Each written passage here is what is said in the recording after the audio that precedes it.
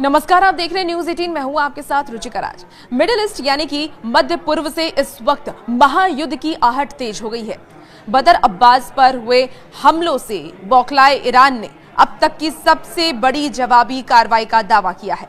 अब ईरान की सबसे ताकतवर सेना IRGC ने दावा किया है कि उन्होंने बदर अब्बास के पास हुए हमलों के जवाब में क्षेत्र में मौजूद एक अमेरिकी सैन्य एयरबेस को निशाना बना करके भारी गोलीबारी की है। इस हमले के बाद पूरे क्षेत्र में तनाव चरम पर पहुंच गया है।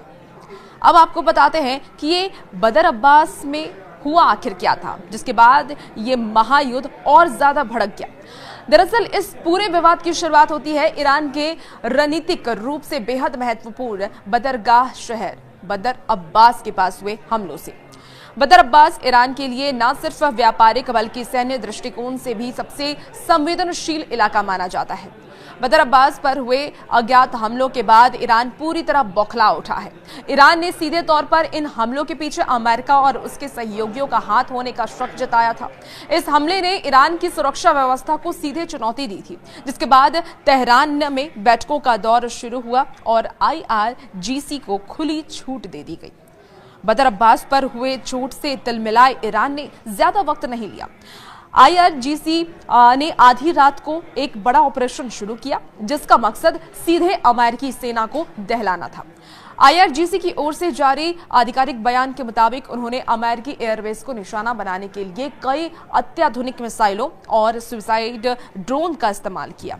ईरान का यह भी दावा है कि उनके इस ताबड़तोड़ अटैक ने अमेरिकी एयरबेस की डिफेंस सिस्टम को भेद दिया और वहां भारी तबाही मचाई है।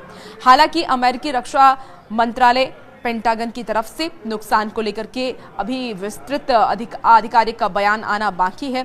रक्षा विशेषज्ञों का ये मानना है कि ईरान